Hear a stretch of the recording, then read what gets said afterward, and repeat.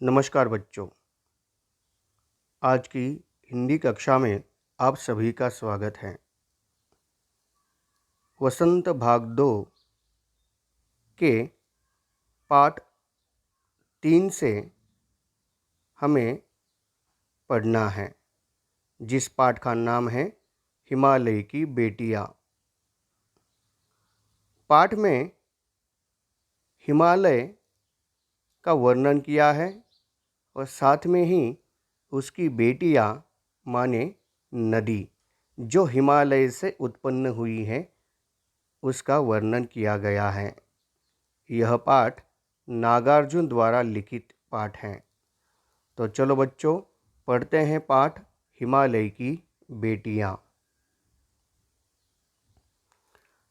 अभी तक मैंने उन्हें दूर से देखा था, बड़ी गंभीर, शांत, अपने आप में खोई हुई लगती थी। संभ्रांत महिला की भांति वे प्रतीत होती थी।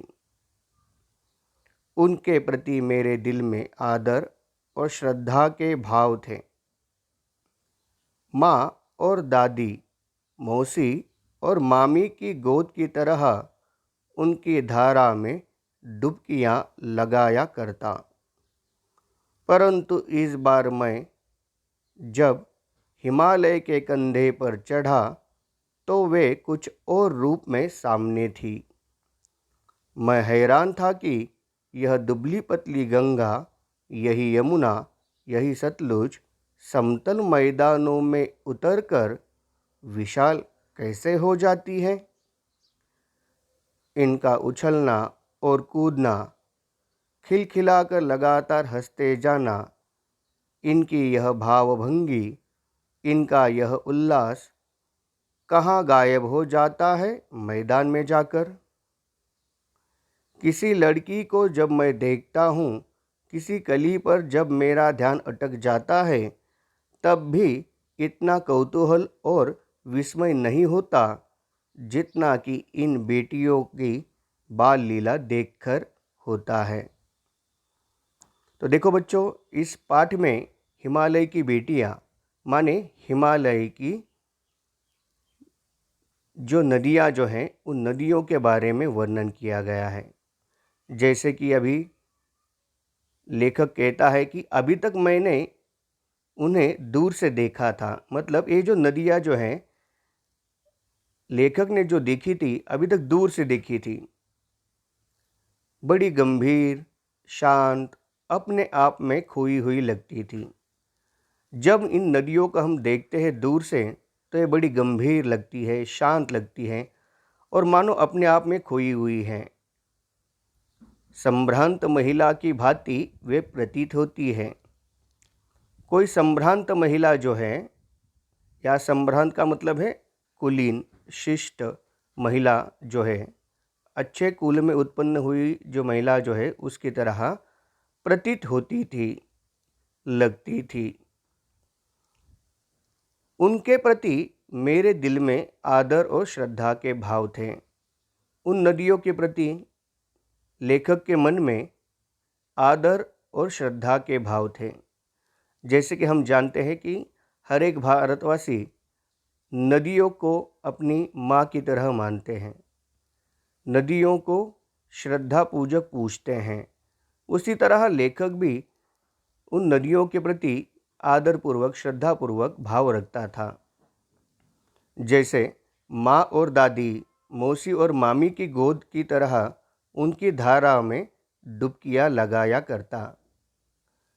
ये जो नदियाँ जो हैं, इन नदियों में डुबकियाँ लगाते समय लेखक को ऐसा लगता था कि जैसे कि माँ, दादी, मौसी, मामी की गोद में वो है। तो उनकी गोद की तरह इस धारा में वो डुबकियाँ लगाया करता था। मतलब उस धारा में जब वो नहाता था, डुबकियाँ लगाया करता था, तब उसे यह एहसास होता था कि मानो माँ, दादी, मौसी, मामी की गोद हो। वह अपनापन उसे वहाँ लगता था। परंतु इस बार जब मैं हिमालय के कंधे पर चढ़ा, लेखक कहते हैं, परंतु इस बार जब मैं हिमालय के कंधे पर चढ़ा। अभी यह हिमालय के कंधे पर चढ़ा का मतलब है कि लेखक जो हैं ज़्यादातर उन्होंने नदियों को देखा था मैदान की भाग में, समतल भाग में।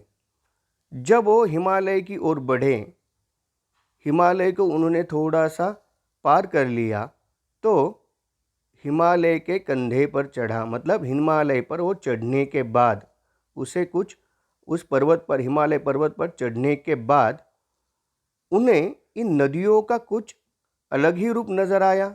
जैसे कि वो वहाँ कहते हैं, वे कुछ और रूप में सामने थी।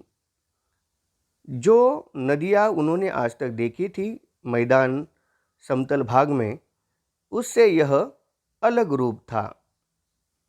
मैं हैरान था कि यह दुबली पतली गंगा, यही यमुना, यही सतलुज समतल मैदानों में उतरकर विशाल कैसे हो जाती है। लेखक जो है वह यह देखकर हैरान था कि हिमालय पर जब वो चढ़े तो उन्होंने देखा कि यह जो गंगा जो है वो कैसी है, दुबली पतली है। यमुना भी दुबली पतली, सतलुज ये भी दुबली पतली। लेकिन यही नदियाँ जब मैदानों में उतरती हैं, समतल मैदानों में जब उतरती हैं, तो यह विशाल कैसे हो जाती है। तो ये कैसे विशाल हो जाती है, उनका आकार जो है वो बढ़ जाता है। इनका उछलना और कूदना, खिलखिलाकर लगातार हंसते जाना, इनकी यह भावभंगी, इनका यह उल्लास कहाँ गायब हो जाता है, मैदान में जाकर। देखो, समतल मैदान में जब नदियाँ बहती हैं तो एक शांत प्रवाह की तरह बहती हैं। लेकिन पहाड़ों में, पर्वतों में जब नदियाँ बहती हैं तो उनका बहना जो है वो किसी उछलने की तरह, कूदने की तरह होता है। तो इसलिए लेखक जो है यहाँ पर कहते हैं कि इनका उछलना और कूदना, खिलखिलाकर लगातार हंसते जाना, और इनकी यह भावभंगी, भावभंगी माने ये विभिन्न रूप, उनका ये जो स्वरूप है, समतल मैदान में एक ही स्वरूप है, शांत और गंभीर। लेकिन जब वो पर्वत में है तब उनका रूप जो है वो अलग अलग तरह का होता है। और उनका यह उल्लास, पर्वत पर जब नदियाँ बहती हैं तो ज़ोरदार प्रवाह से बहती हैं, तो मानो उसमें एक उल्लास दिखाई देता है, जोश दिखाई देता है।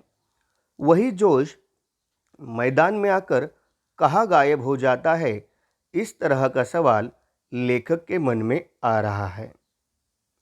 लेखक आगे कहते हैं, किसी लड़की को जब मैं देखता हूँ, किसी कली पर जब मेरा ध्यान अटक जाता है, तब भी इतना कौतूहल और विस्मय नहीं होता। लेखक ने जब इस नदियों के इस रूप को देखा तो लेखक को विस्मय हुआ, मतलब आश्चर्य हुआ। तो आश्चर्य किस तरह का था?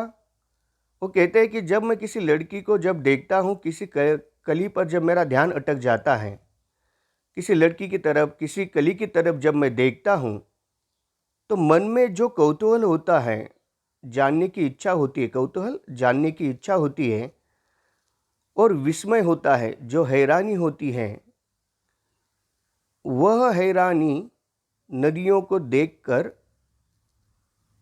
हो रही है, बल्कि उससे भी ज़्यादा हैरानी लेखक को यहाँ हो रही है। इसलिए लेखक कहता है कि तब भी इतना कौतूहल विस्मय नहीं होता।